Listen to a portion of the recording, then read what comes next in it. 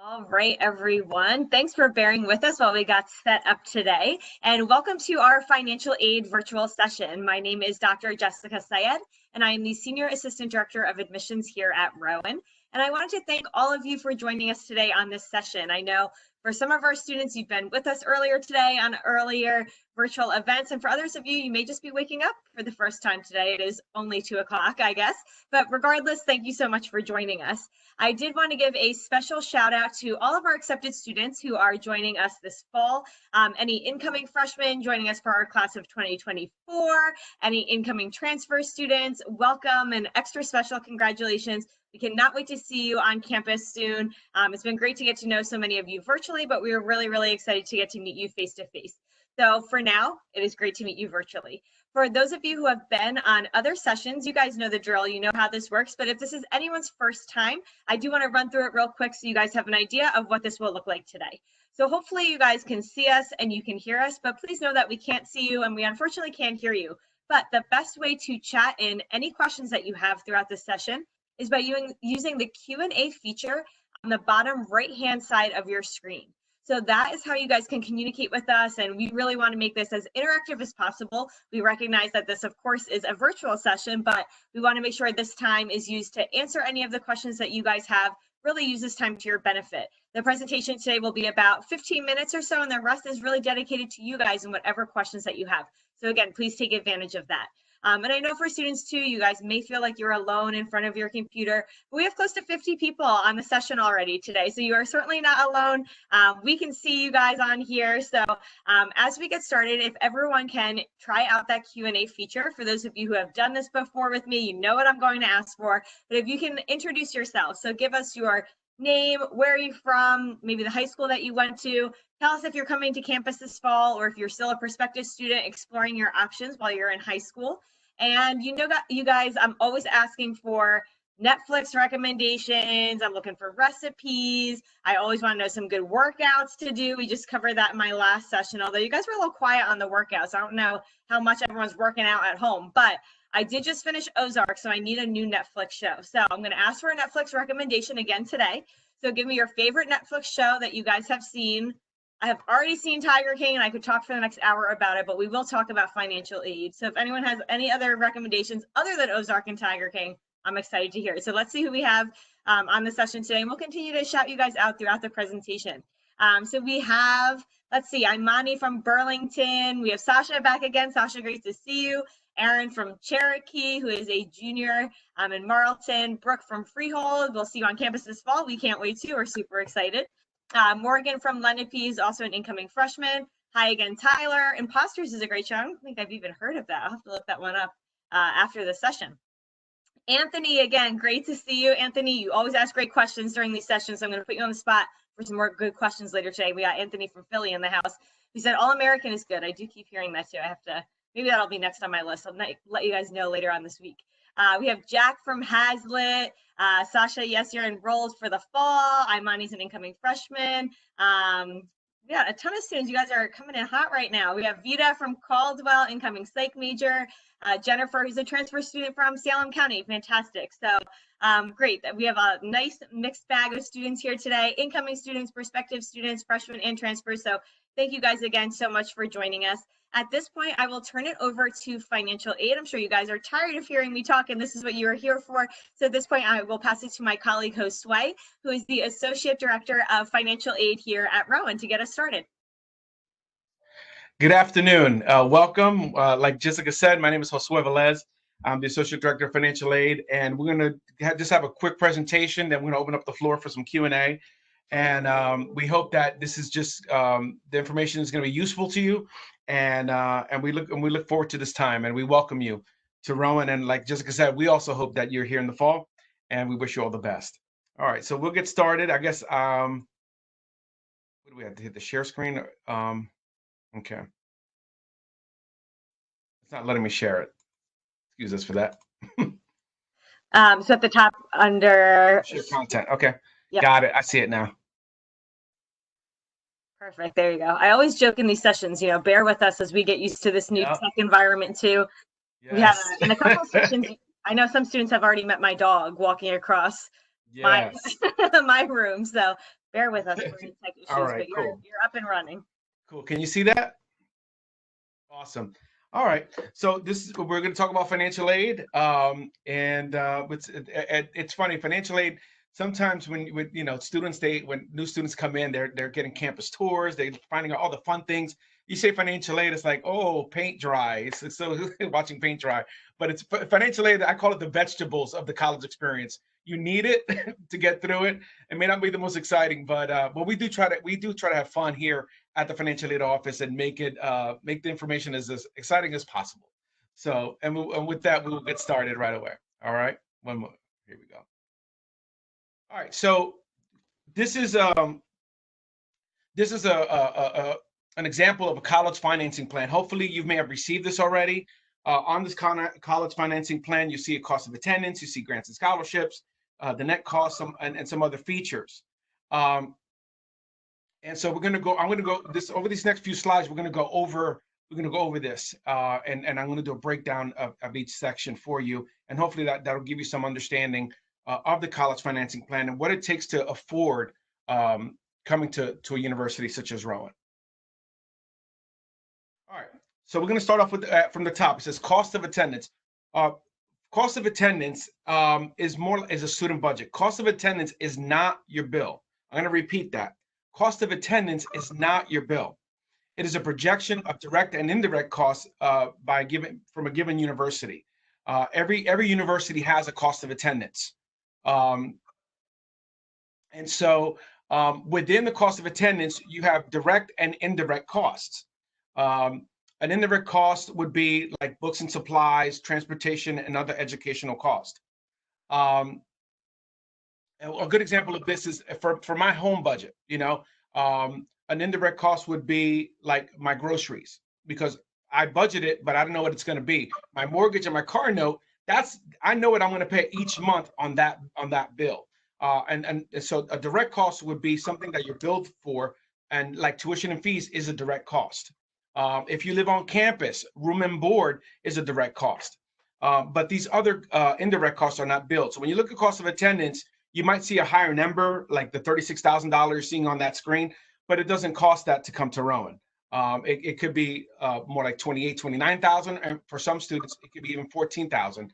And I'll show you some slides shortly about that. So just know that when you see the cost of attendance, that's not the bill. That's more like a student budget. Final bills will come out sometime, hopefully mid-July. They're going to try to get it out sooner, but just be on the lookout for sometime in July to get a final bill for the fall semester. All right, grants and scholarships. So grants and scholarships, this is the good stuff. This is the free money. This is the money you don't pay back. Okay. Now, not all students will qualify for grants and scholarships. At Rowan University, we use the free application for federal student aid. You guys know it as FAFSA. Okay. And with the FAFSA, it determines whether or not you're eligible for a federal grant. And within that FAFSA, you get they determine your expected family contribution. That is an index number, not what you actually pay. That's an index number that's generated from your FAFSA. So just be mindful of that. And not all students qualify for the federal grant, but we still need the FAFSA completed. Merit scholarships at Rowan University are determined by the admissions office when you apply, and they're looking at various factors regarding your high school performance, your SAT scores, and other various things. During the fall semester, when you come to Rowan, there will be a scholarship application that becomes available to you. And when you apply for that scholarship, it's going to look at merit-based awards, and it's going to be a merit-based scholarship. And if you do win that scholarship, it'll be for your sophomore year. But just know that scholarships will be available for you to apply during the fall semester. Okay. And the other thing too is that we truly encourage students to continually apply for as many internal and external scholarships throughout the year, whether it's through Rowan, whether it's through an outside site or organization. We tell students continue to apply for outside scholarships because you never know. You never know, what money else is out there. You want to keep your cost of attendance. You want to keep your costs down, and those scholarships you don't pay back. they're there for you. So we definitely tell students to continue to apply for scholarships, and definitely apply for the FAFSA, and hopefully you qualify for that as well. Okay. All right. So in this cost of attendance, all right, you can see this is in when you look at your college financing plan, you'll see that you have the cost of attendance, you have your there we go, your cost of attendance, and it's subtracting your grants and scholarship, which comes to the net cost. Like I said before, in this example, the student doesn't have any grant eligibility, then didn't receive any scholarships, so his net cost is exactly as the cost of attendance. But like I said, that's not the actual bill. Okay. But in these next slides, hold on a second. Oh, there we go. All right, here we go. This next slide, what I like about this next slide is that it breaks it down a little better. In this next slide, we're not, if you see in the purple, you see it says 29,313. We're just looking at the tuition and fees and the housing and the meals. Same student didn't get any grants or scholarships. So what I said before from the previous slide, this is more of a realistic number for the year of what you would pay to come to Rowan University if you were a full-time student living on campus with a meal plan. That's what it would cost approximately for the year. All right, in this example, this is just tuition and fees. This is just tuition and fees minus the grants and scholarships. Like I said, the student doesn't have any, but the net cost is only around $14,000. So know that if you're a full-time student and you don't live on campus, let's say you're commuting from home, your bill for the year will just be around $14,000. And when I say for the year, I'm talking from September, the fall semester, and then January, the spring semester. So that for 2 semesters, fall and spring, that's what your cost would be if you were just commuting to campus and not living on campus and just paying tuition and fees. So hopefully this gives you a better idea of what the actual cost is, whether you live on campus, whether you don't live on campus, and what the real dollars might look like coming out of your pocket. And if you have other grants and scholarships, just subtract those from these numbers to know what you actually are going to have to pay out of pocket. All right, federal work study is another option, is another type of financial aid. To get federal work study, you have to complete the FAFSA. Okay. Now on your college financing plan, for every student, it's going to say $0. Okay. The way work study is done here at Rowan University is that students can look for job opportunities once they start school at this website, rowan.edu/profsjobs. All right, they can look for opportunities at this website. And the cool thing about this is when you go online, you can see what departments are hiring. It could be the financial aid office, it could be the library, it could be admissions, it could be different offices are looking for students. And when you work, you get paid bi-weekly, and the money goes in your pocket. It doesn't go towards your bill. So just keep that in mind, that if you get a work study job here at Rowan, you're going to get paid every 2 weeks if you work within that 2-week period, and you would use those funds for whatever you need them for. Maybe get some personal items, buy a sandwich. You could even, if you have a bill with the university, you can even pay the bill with that, but the money goes in your pocket. But just know that if you're interested in work study, you want to get connected with an office and get a job, funds are limited, so you want to apply to this website once it becomes available. I want to say maybe the earliest August, most likely in September. Okay. All right, student loans, yes. Student loans are another form of financial aid. Now, if you take out your student loan, you can subtract that from your net cost because your bill will get smaller if you're going to use those student loans. And of course, loans have to be paid back. The good thing is, as long as you stay enrolled half-time, or as long as you're going to school at least half-time, you don't have to pay that loan till 6 months after you graduate. So just keep that in mind. You don't have to pay that loan. A student loan, there is no credit check. There is no credit check. As long as you're enrolled half-time, as long as you're in a degree major, you complete a master promissory note and an entrance counseling, that loan will be on your account. That loan will be on your account. So just keep that in mind. There are 2 types of loans that students can qualify for. The first one is the federal direct subsidized loan, and this loan is the loan that the government pays the interest while you're in school.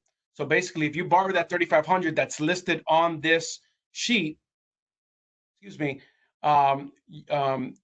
when you graduate, that's what you will owe. That's what you will owe if you have that $3,500, because the government paid the interest while you were in school.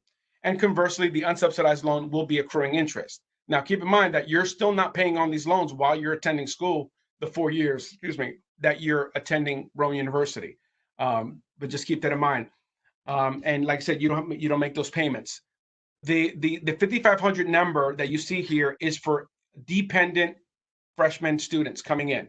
If you have under 24 credits, you're considered a freshman for the student loans, and that's just an annual limit set forth by the Department of Education. We don't determine that here at Rowan. That's set forth by the Department of Education.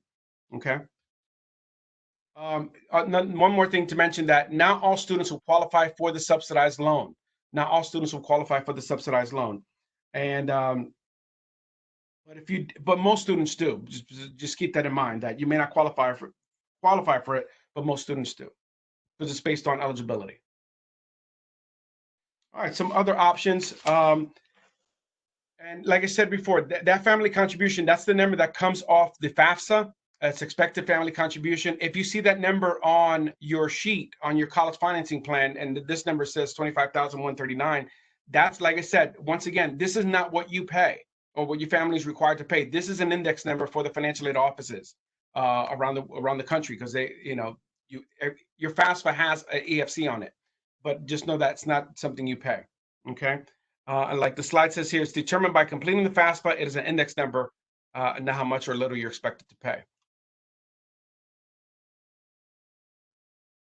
Okay. All right. So some of the other options at Rowan University, we call it the 3 Ps. The first one is a payment plan. At Rowan University, this is offered from the bursar's office. The bursar's office is the office that deals with billing, and it deals with your payments. So there's no cash in the financial aid office. All that is done with the bursar office. Okay. Excuse me one second. Oh man, where'd it go? Okay. Oh, sorry. Oh wait, how do I go back? Oh, sorry about that.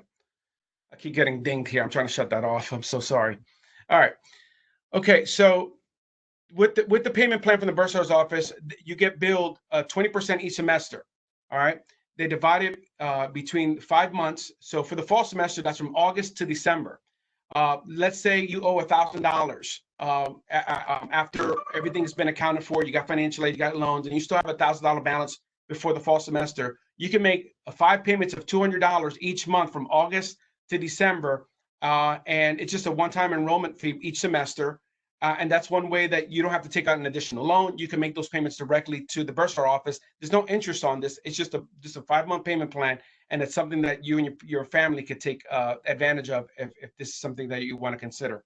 Another thing too is the Parent Plus loan. This loan is a loan for the parent, the biological or adoptive parent of a student. Okay, and so it can't be a grandparent, it can't be an uncle or an aunt or anything like that. It has to be a parent of a biological or adoptive parent of a student. And you would go to studentaid.gov, and the loan is under your parent's name. With the Plus loan, there is a credit check involved.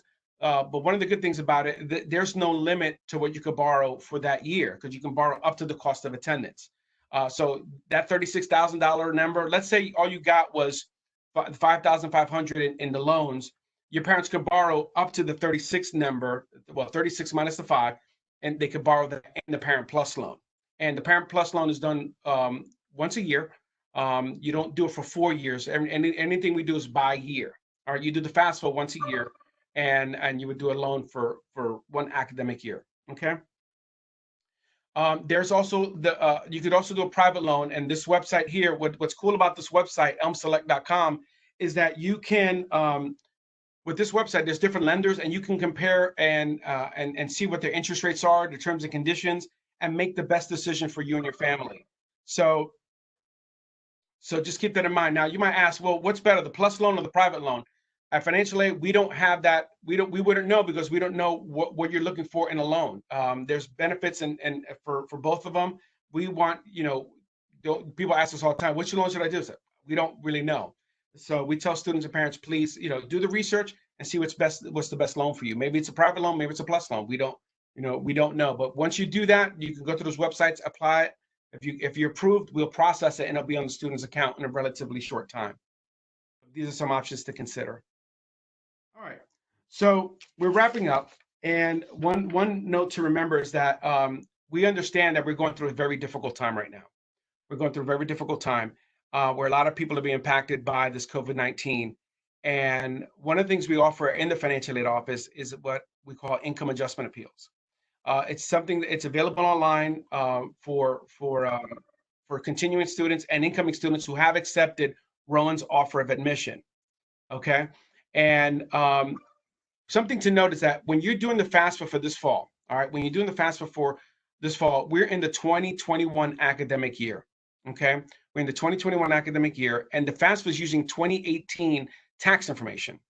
So if you had a circumstance that occurred after 2018, somebody lost a job, especially now with COVID-19, you can complete an income adjustment appeal. All right. The great thing is that everything's online. You can upload documentation, and we will review it. We will review it, and hopefully it will generate some grant funding for you. We try to see if you qualify for federal funding. We also look at it to see if you might qualify for state grant funding. And hopefully, if you obviously we don't wish any wrong or anything but with your family, but should something occur, this is something that you might want to consider, as it may generate some additional grant eligibility for you. So, but this is one thing our office does. The one thing we will say is that, give us about 2 to 4 weeks to review, as we have been seeing an uptick on these coming in. I think I checked earlier today, we have 50 appeals in the queue. So we are going through them as fast as we can, as accurately as we can. But just know that should you accept Rowan's offer of admission and your family's experienced something after 2018, it doesn't have to be COVID-19 related, but if it was something after 2018, then please note that you can do this income adjustment appeal. The other thing I will state is that do not update your FAFSA. If your parent lost their job or something happened, don't update your FAFSA with the estimated information. For federal regulation, they need the 2018 information on there first. When you do the appeal, we will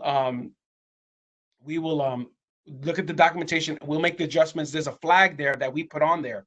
If you update it without that flag, your FAFSA is going to get flagged, and we have to check. We have to verify some information. So don't update your FAFSA. Do the appeal, and we could make those updates for you. All right. Some final notes and reminders. Just keep in mind that in the beginning I said, there was a 29,000 number, there was a 14,000 number for your bill, but note that you get billed by semester. So let's say if you're just commuting and you're paying $14,000 for tuition and fees, you'll get billed $7,000 in the fall, you get billed $7,000 in the spring. If you're living on campus, you'll get billed about $14,000-15,000 in the fall, about $14,000-15,000 in the spring. So just keep that in mind when you're planning ahead, that you get billed by semester, you don't get billed by year. Okay. Another thing too is if you get correspondence from the financial aid office, make sure you read it. If you don't understand it, you can reach out to our office, but make sure you read it. And because sometimes it could be for your information, sometimes there's actions that you need to take. So make sure you're reading that email. Another thing too, if you get correspondence from the Higher Education Student Assistance Authority, that's HESA. If you get correspondence from them, make sure you read that. That is the state of New Jersey, and you may qualify for a state grant, but if they selected your file for verification, that grant will not post to your account until they've completed that verification, and that's something that our office does not complete. If the HESA is saying that they want information, you got to go directly to HESA to get that done. So make sure that if you get correspondence from HESA, you take care of it, you read it, and call them, respond to them, and get that done. And lastly is continue to apply for scholarships and opportunities to bring down your cost, not just for year one, but for all 4 years. For all 4 years, make sure that you're getting that done, and because you want to make sure that you're getting the most bang for your buck, as they say. And like I tell students, continue applying for scholarships. And like Michael Jackson saying, don't stop till you get enough. Okay. So, so yeah, I'm going to have to do something with that song and with financial aid, but, all right. Okay. So we're about to wrap up and open up the floor for some Q&A, but I just want to say that here at the Financial Aid Office, we have a great team that cares for our students. You can definitely visit our website, rowan.edu/financial aid. You can email us at the website given there. And another feature we have is live chat from the hours between 9 to 3, Monday through Friday. We have a representative or two at times, and you could go to our website and do a live chat. And if that person, that's a real live person. You're not talking to a robot. It's a real live person, and sometimes it's me. So, and I have fun doing it. But make sure if you have questions, you can use our live chat feature, get some answers right then and there. And follow us on social media. We have a Twitter account, we have an Instagram. That's our handle right there. And just know that at Rowan University we care, and we do get back to our students as fast as we can, and we process as fast as we can. And we have a great team, and we definitely care about our students. And so, like I said, we hope to see you in the fall. We wish you the best during this process. Enjoy your summer, and definitely stay safe. And at this time, I'll give it back to Jessica so we can do the Q&A. Thank you guys very much for your time. Awesome. Thanks, Josua. That was definitely more exciting than watching paint dry, as you had stated earlier. If you want to leave Hostway this slide up with your contact information throughout the rest of the presentation, in case there are follow-up questions afterwards, if anyone wants to jot that down, then we'll have that accessible. But we did get a bunch of questions already as you were going through. I do want to make a quick note of just some housekeeping stuff for students as well before we dive into the questions. So every session that we run, we always get the question, well, where do I see my college financing plan? How do I get my scholarship? So I just want to clear up some confusion in that area because there is a lot of information. There's a lot of different things to pay attention to. So our admissions office, where I works very closely with our financial aid office, where Josue and Pam work. So we work in conjunction and collaboration, but that does not mean that all pieces of information come from the same place. So when you apply for admission to Rowan, we automatically consider your application for a merit-based scholarship. So minimums to be considered for that scholarship are a 3.0 GPA and an 1150 on the SAT. If you apply test optional, we do also consider your application for a merit scholarship award. That award will be listed in your acceptance letter if you were to be accepted to Rowan. Again, this is separate from what you would see on your college financing plan. This will show up right in your acceptance letter when you get admitted. As long as you fill out your FAFSA, you will also receive that college financing plan that Josue reviewed early on in the presentation. And to access that college financing plan, it typically comes out 2 to 3 weeks after you were admitted, and that is posted to your applicant status page. So for any of our seniors or incoming students, you guys are probably really familiar with the applicant status page, or I hope anyway. If you have no idea what I'm talking about, please email me or financial aid after the presentation. We'll make sure that you guys can get logged in, but there's a lot of great information there, and that's where you'll access your college financing plan. Again, as Josue said, this is not a bill, but really just an estimated cost of attendance. For our prospective students who are on the call, you guys would not receive that college financing plan until, again, you were admitted and submitted that FAFSA. But if you are curious about your college financing options and an estimated cost of attendance, you can always play with the net price calculator on the financial aid website. So it's another great option just to kind of estimate what the cost of attendance would be for you and your family. Hopefully that cleared up any confusion. Again, this is a ton of information, so please ask any and all questions that you have. But to get started, we do have a lot of great questions coming in. I want to make sure we get through all of them. We had a great question about the FAFSA, and I think this is definitely worth going over. So would a student need to register for classes before applying for the FAFSA?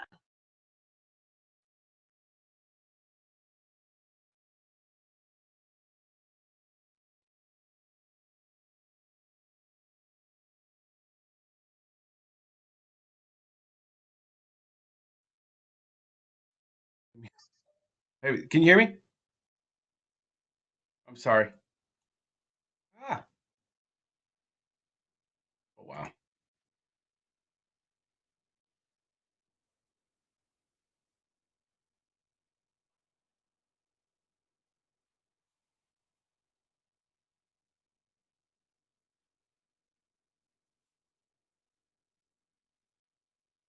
Oh my God. I'm sorry. Hold on. What's going on here?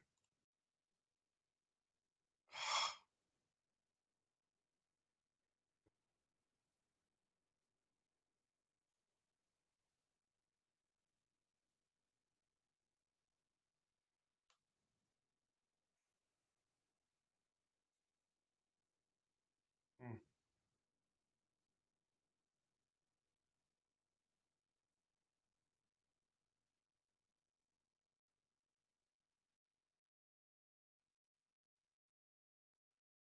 Can you hear me now? You can't hear me? I'm sorry. My screen's all weird now. I'm so sorry. Can you repeat that question again? I'm so sorry. Oh, you're muted. I'm sorry. Oh, sorry. Yeah, I don't have. So, Yeah, so our first question was about sure. the timeline for submitting the FAFSA. For an incoming student, do you have to wait to submit the FAFSA until you have your classes scheduled? Quick answer to that is no, definitely not. But do you want to Right. review just the timeline for incoming and current students for the FAFSA? Well, I'll start with continuing students. Continuing students, the deadline to do your FAFSA is June 1st. It was April 15th, but the state moved it back to June 1st. So if you're a continuing student watching this, or you know a continuing student, tell them to get their FAFSA done ASAP.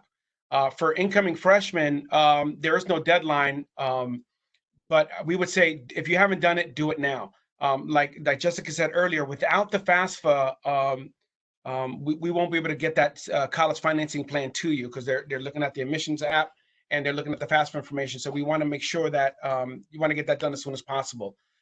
When we get the FAFSA, it could come back one of two ways. It can come back not selected for verification, or it can be selected for verification. If your FAFSA is selected for verification, there's some other documents you got to provide to us. There's a couple other steps.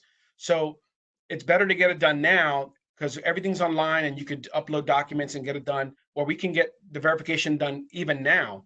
That way, come July, come August, you're already done and you'll be packaged. Without verification being completed, you won't be officially packaged. So just make sure that you get your FAFSA done and you don't have to wait to September. You could do it absolutely right now. Great, thanks, Josue. One of the first questions we had when we started the conversation was about the EOF program. So could you just talk about what the EOF program is, how a student may be eligible for that program, and the different resources and support that the program provides? So the EOF program is a state program from the state of New Jersey, and it provides some definitely some additional funding, but it does provide some additional resources. There is a 6-week summer program that students have to go to and go through, and I believe this year it's going to be virtual. Usually you actually on campus, but with everything going on, I believe it's going to be virtual this year. It's definitely I definitely support the program, being a graduate from it, and going through it. It's great because you will have a counselor assigned to you, and then that person's a resource for you throughout not just your first year, but all 4 years while you're in college. So you have to qualify for it to receive it. There might be some additional information you might have to provide and some income levels or whatever that because there's some financials there as well. But if you do qualify for it, I definitely recommend it. And we'd love to see you participate if you can do that. But it's definitely something I would definitely give 2 thumbs up for if you're considering that program. Great. And then we have a quick question about the enrollment fee cost if a student were to choose the payment plan option. Do you know how much that cost is? I believe it's $50 for just per semester. If you do the it's just one time. There's no interest on it. It's just a one-time fee. Boom, then do the payment plan. So we have a question about the cost of tuition, and I think if we could just go over costs, what it includes, tuition increases from year to year, public versus private, cost for in-state or out-of-state residents. But the question was, does the tuition cost depend on family income? So again, short answer to that is no. That tuition cost is the same for everybody across the board. Mhm. Your financial aid package or Mhm. your offerings could depend on your income, but the tuition is consistent for everyone. So if you wanted to provide some more information about tuition, and then highlighting that we have frozen tuition, spoiler alert, for next year. Yeah, Exciting. yeah. With everything going on, the tuition will not increase from last year to this upcoming year. So that number you saw on the slide, which says 14,376, is actually 14,000. So tuition is not going up for the 2021 academic year.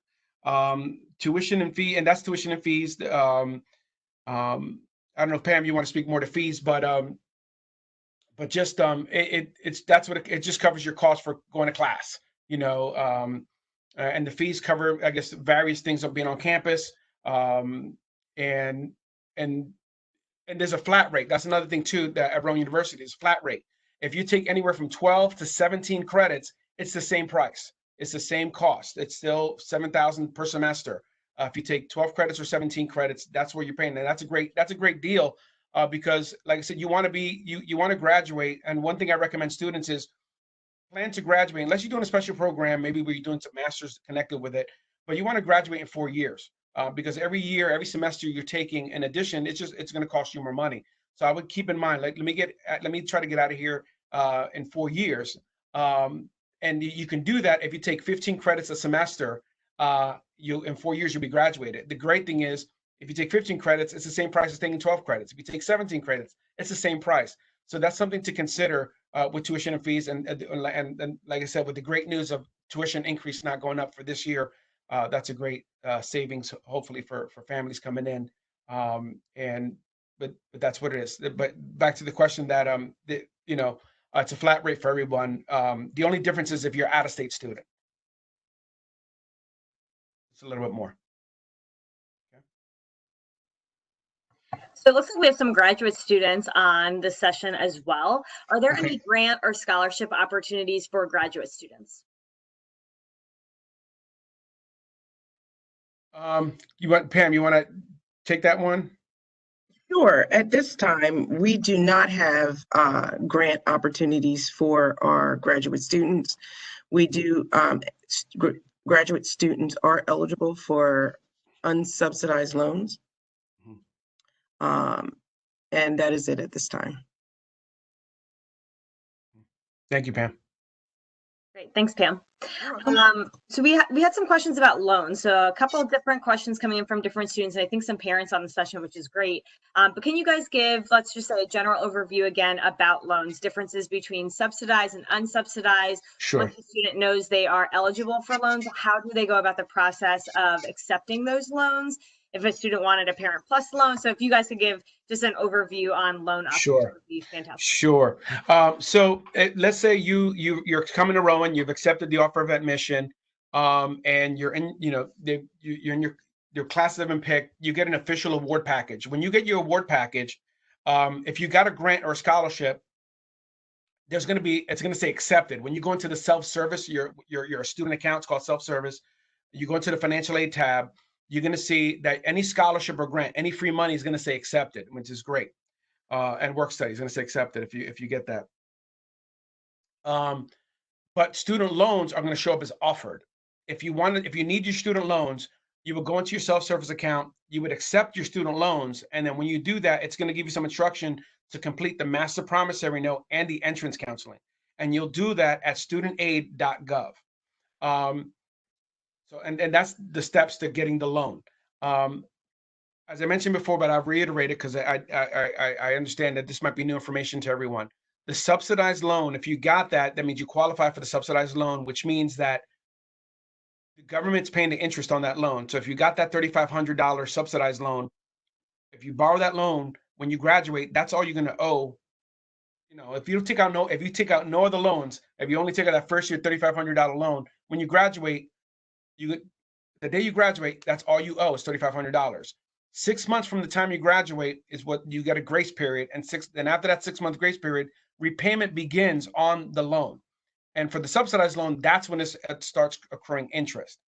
Conversely, the unsubsidized loan, let's say you take out that $2,000 unsubsidized loan, it's accruing interest while you're in school.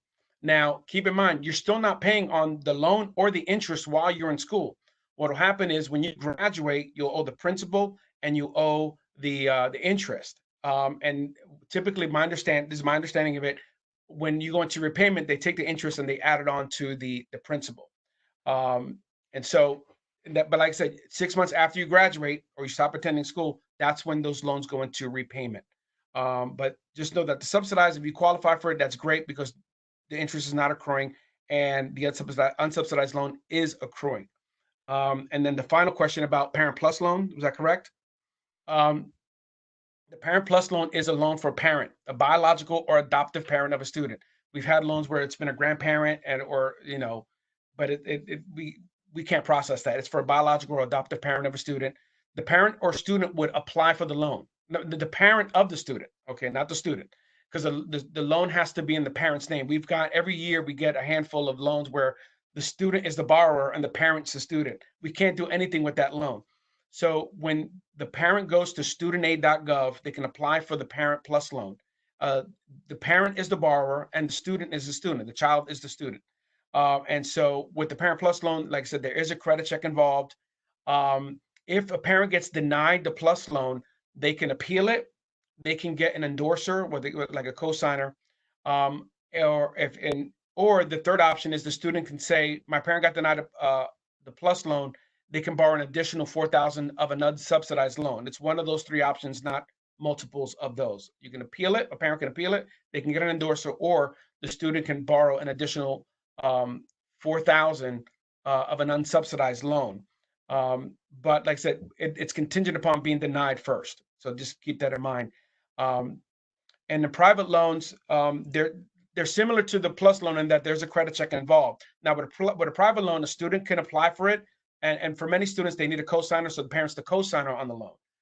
Or a parent can do the private loan. As long as the student's identified as the student, we process those loans here at the university in our financial aid office. Thanks, Josue. You're welcome. So I know we are at 2:45. I'm going to ask a couple more questions real quick. I want to make sure we don't get too close to that 3 o'clock hour, and we're mindful of everyone's time today. But we did have a question from Gina about work study. So I'm also going to rephrase her question. But could you share a bit about work study opportunities as well as institutional work study? And for most students and parents, you probably don't even know what the difference is and have never heard these terms before. Federal work study is need-based financial aid, as Josue had mentioned earlier, but institutional work study is an on-campus job that a student could still get even if they didn't qualify for financial aid. So really from the student perspective, they're each receiving a paycheck every 2 weeks. So there really isn't a major difference from the student perspective. For the institution, federal work study is paid for by the government, whereas institutional work study is paid for by our department. So really basically just showing where that paycheck is coming from. But Josue, could you share a bit of information about federal work study? What does that look like? How does a student know if they qualify? How do they go about getting a job on campus? Could they get a job on campus now for the fall semester?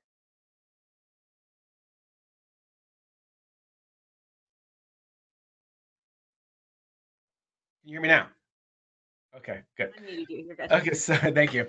All right, so for the process of work is the first thing I would have a student do is they can contact the financial aid office. And they can do it by email, say, do I qualify for work study? If you have a very low EFC, like expected family contribution, there's a very good chance you're going to qualify for federal work study. I would say sometime in August. A student could go to the website rowan.edu/profsjobs, and they could look for student worker positions that are available. Our office has work study students. I believe the registrar, the library, the rec center, different departments have work study positions available. And so if the first thing you want to do is find out, do I qualify for federal work study? And like I said, that's just a quick call or quick email, even or a live chat to our office and say, yeah, once you qualify, then when you apply for the job, maybe the supervisor of that office will reach out to you, and they may ask you, do you qualify for federal work study? You can say, yes, I do. I've confirmed that. And then if they hire you, if let's say I hire a student for the financial aid office, I'll notify the work study supervisor who's in our office and say, okay, we're going to hire the student. And then and then that person is going to put the federal work study award on that student's account. And then there's a hiring process after that. But to get hired is notify the office, make sure you're eligible, complete an application at Profs Jobs. Hopefully the department hires you. That department supervisor will notify financial aid, and then we would from there start the process of awarding you for work study. And then there's obviously some paperwork a student has to fill out, with like W-4s and things like that.